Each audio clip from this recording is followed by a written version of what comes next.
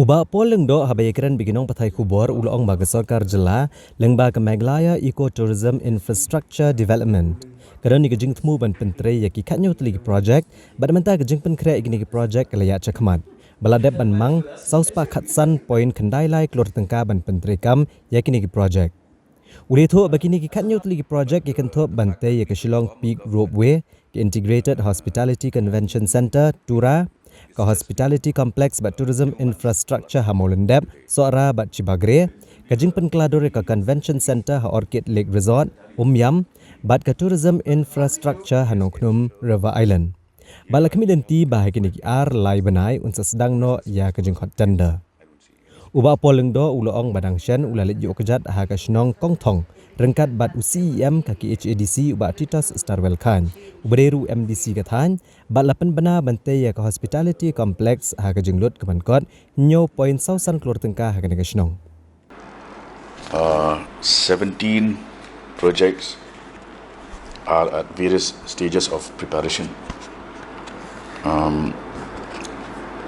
Some of them are already under construction, some are under the stage of TPR preparation, and in the case of Kongthong, tenders have been called for the what is called as a rural hospitality complex.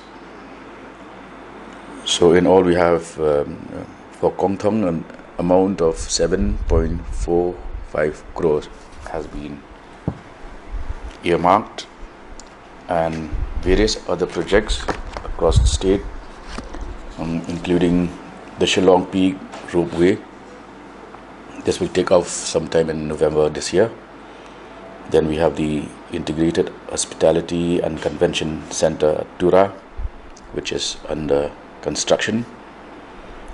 Development of hospitality complex and tourism infrastructure at Allotted, Sora, Cibagre.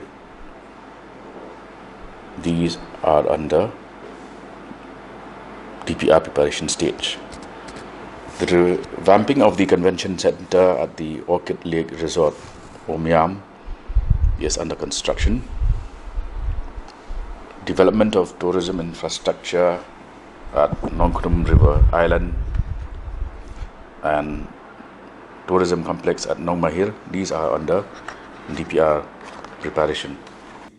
Uba poleng do ubalong ru menteri ketenat textiles ula pentek bagi sorkar pedeng kan kerja ne kejela ne kebentaban kyntiew ya ginong tanjan bat eka kam penmijan ha kejela bat ne kaliang ka menteri ketenat textiles jong sorkar pedeng ka darshana jardosh kelalit ya kendo ginong tanjan da kakti uloong ba anle ya kendo eka menteri ban IT de kedorkas ban pensngau gi jing e ginong tanjan bat kiwe ki badan jing dai bat ka kam ban penmi ikijan namar kalong kebadan kam ban kyntiew ya kena kam ha kejela